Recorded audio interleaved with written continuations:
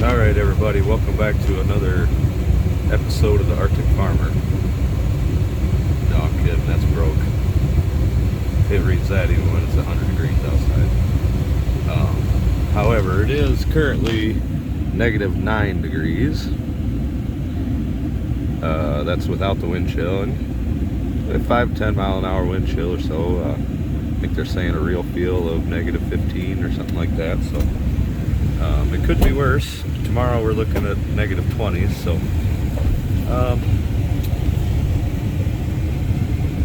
yeah, so the last video on the WD-45 project, I was saying I'm in hunt for a block, and I've been actively looking for one, and it just dawned on me that there's a spare block up in the storage unit that we bought with this engine, that the guy had as a spare block.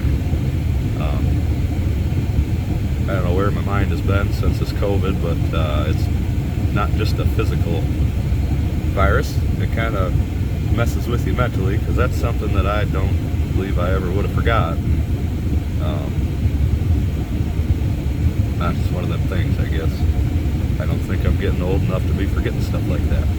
But anyway, now that my mind is back from its vacation, you know, it's like I got sick and my mind was like, no, I'm not dealing with that. Went to the Keys or something, you know, and now it's back, I think. So we're gonna go dig that out of the storage unit, and we're gonna see what that's worth. It's got a head on it. It's missing the crank was pulled out of it years ago. I have the crank, and so we're gonna go up there and show you what we got. And I took a little trip out to the junkyard to get one of the viewers and a friend of mine now, his name is Craig, to get him an engine. And I got a little clip from up there at the AC salvage yard of something kind of cool. I'll go ahead and play that now. You got interested in this stuff? No, I'm interested in looking at it. So, One of them five. something you don't see very often. Still turns. Cultivator on a WC. Got the Monroe aftermarket. It's a little bit different. I have never seen one in person. Oh, yeah. Personally. Nope, never seen one in person. Got the side adjustment. Seen pictures. Definitely pretty cool. I don't even know what year it is. A little different design. Cool.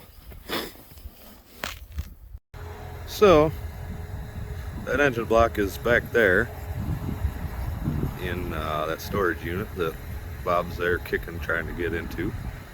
So I'm gonna get the loader fired up and follow a little path back there, so get you guys some cold starts, some real freaking cold starts. So this thing's not gonna be very happy with me. Figured I'd bring you guys along for this.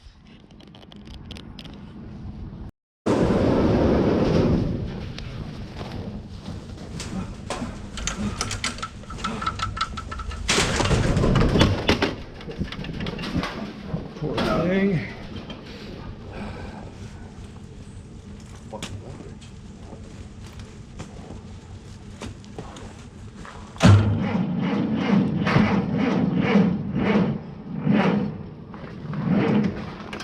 Jumper cable.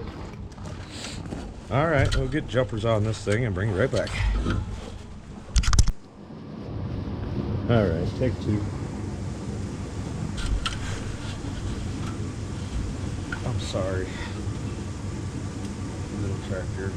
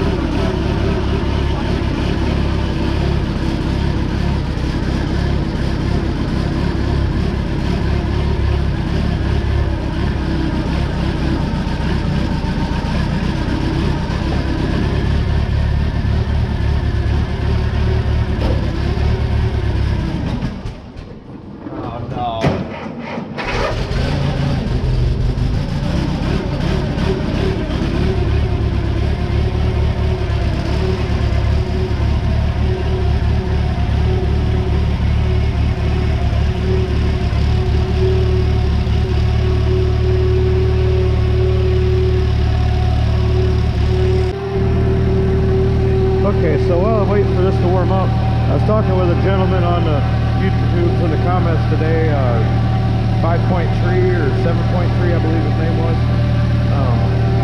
But he's got a nice 600, and if you're watching this, look familiar. This is my 615. Pretty much the same tractor. You're just going to have a different backhoe and loader attachment, as far as I understand. But what I was getting at with the hydraulic pump, this one has 2 hydraulic pumps. You've got the live hydraulics that I was telling you about that run the loader and would run your backhoe and everything. And then you've got the regular like farm hydraulics over here that's in the torque tube.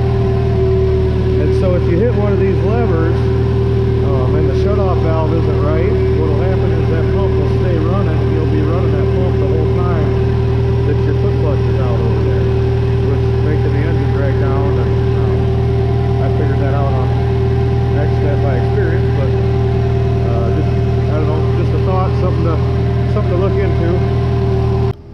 So our engine is back there in the corner. So, got a couple more cold starts for you.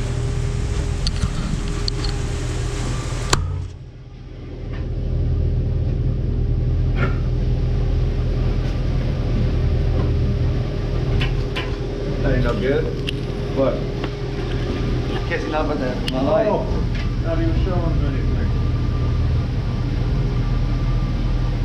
Thanks, Bob.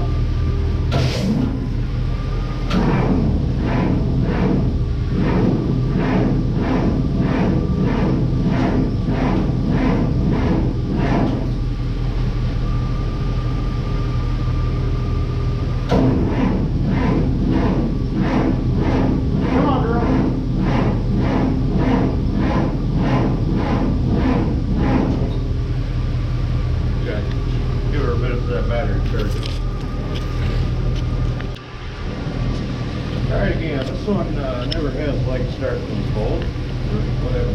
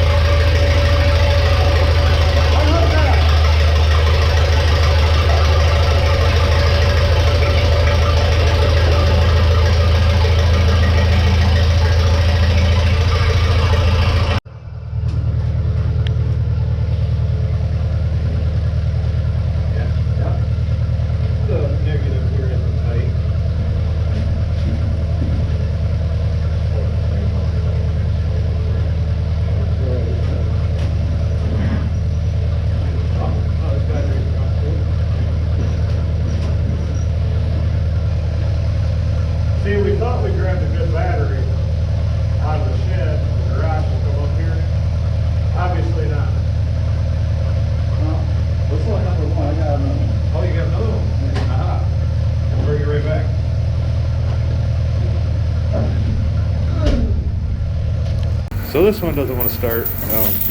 We're not getting fuel into the exhaust. It doesn't smell like anything when we're turning it on. I'm guessing that there's some water froze inside of that main jet of the car, but not gonna mess with it. We're just gonna pull this out of here, push it back in. Alright, I don't know how much you can see. This is the D14. The solenoid, starter solenoid decided to stick on in. So, I just got the loader here and just lifted up the rear end of it because the engine was back here behind the seat, and it fit from underneath the seat, and we just pulled it out. So there it is. I'm gonna put it in the loader bucket and bring it home. Well, here we are in the shop. We're gonna wing this thing apart real quick and see what's inside of it. I'll bring it back when we get the head off. So you guys don't need to see all that again, right? Right. Well, same story on this block. This one actually might be a little bit worse. You can see right there, there's a crack, kind of a dark spot right on the edge of the light there. Left edge of the light. Right there's a good one. That one's actually pushed down and standing up. You want to point that out, Tom? Get the... Oh, yeah, that one right there. Oh, yeah, you can really see it there. But then that one, that's actually standing out right there. God damn it. So that's good. This block anyway is trash. Where was that other one? It was cracked like, oh yeah, right around this bolt here. Look at that. And it goes down as far as you can see into the bolt. Cracked all the way through. That big. So, good thing about this is we went through and cleaned these off. Can see no cracks in the head, which is another odd occurrence. Look at the power valve. Like brand new power valves in there. Some of them. Well, they're not broke. Yeah. So anyway, that's a good thing. More good news. This will probably end up being for sale once we get it refurbished. So pay for a little bit of the work that we're going to be doing here. So that's good news. So you know, so far we've got an extra pump, we've got an extra head, all these injectors, lines, intake, exhaust, valve train. That we gotta have. That we gotta have. Don't have it for the other one. It's not on the other one. Oh, cool. That looks like the same thing would be on 17th, kind of. So there is some good news with this. So I'm going to bring you out and I'm going to show you this engine that I got for Craig, and then we'll wrap this video up. Alright, I'll make this short because it's cold and I don't have a glove on, but this is that engine. The manifold on there was brand new. Gasket on the manifold, obviously new. But look at the head gasket. You can tell that that was new too. Turned it over good, hit the compression stroke and had compression, and I think we found a good one here for you, Greg, so that's good news. Hold on just a second. I gotta put my glove back on. It's way too cold out here for no glove. Alright, so anyways, yeah, that's that. I just wanted to figured I'd point that out to you and show you what it looks like. It's not pretty by any means, but doesn't have much paint on it either. If you wanted to clean it up and paint it, I guess, huh? So I think that's gonna wrap it up for this one. I am got a couple of leads on a couple of blocks.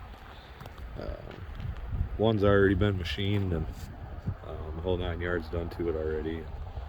That guy's getting ready to buy another WD-45 diesel running and a couple of engines or something. I don't know, he's getting ready to make a big deal, it sounds like, and he's willing to sell me that refurbished block for what he's got into it. So